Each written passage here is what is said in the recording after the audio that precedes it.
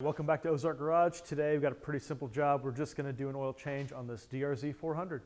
In theory, this skid plate has cutouts for both drain plugs, but taking off the oil filter up here, I feel like is going to make enough of a mess that it's probably worth just undoing the 4 bolts and getting this out of the way. Like a lot of automotive projects, there's no such thing as too big of a drain pan. The DR-Z 400 has what's called a dry sump oil system, where the oil is actually stored in the frame. And we're gonna have a bunch of oil coming out of here now.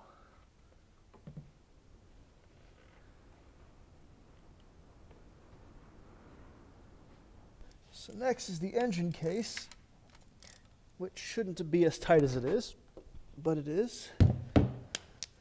Drain the oil out of the engine, which I don't know how much is going to be in here.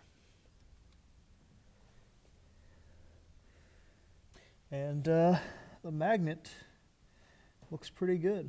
Another tip is to balance the bike more vertically and put a block of wood under the kickstand, and you can get more oil out of the crankcase.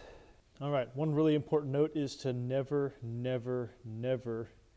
reuse the sealing washer on the engine crankcase plug. So these are a special type of kind of crushed sealing washer that you could get OEM Suzuki ones because they are kind of weird. So this is what it looks like before it's installed and crushed. And so you've got a double folded side like this, which goes against the engine, and then the other side goes against the washer. And once again, they are single use. And there's the Suzuki part number for them. So let's get this put back in.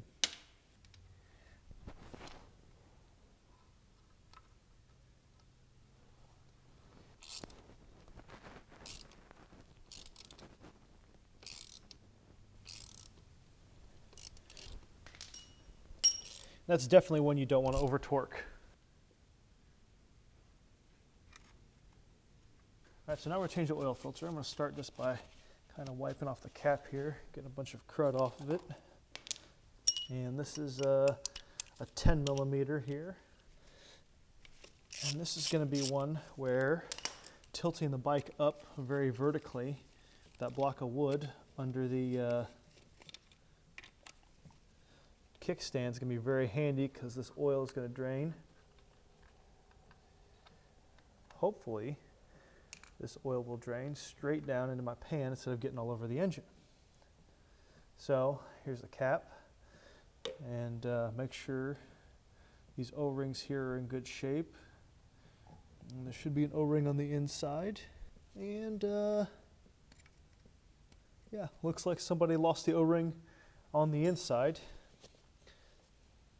Previously, someone lost the O-ring, no O-ring in there, which is somewhat a common problem with these, is a previous owner who's not very careful may definitely lose the O-ring on the inside. So we'll peel this guy off here, and we'll put that in the cap, and we'll grab the O-ring assortment and find one that fits. All right, hopefully one of these Viton O-rings I've got here will fit nicely on that and do the job. It's a little bit too big, so we'll take that out. And this guy here should fit on there nice and snug and seal well. Yep. I like that much better. New K&N 139. Insert that in. And then we'll wipe off our cap here just to get any debris off of it. And arrow goes up.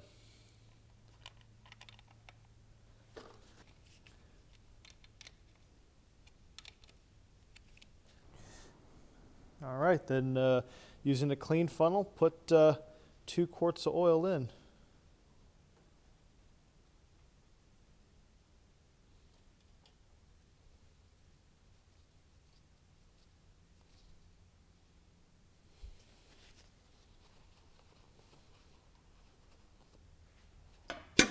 All right, now that we've got it filled back up with oil, all we have to do is put the skid plate back on.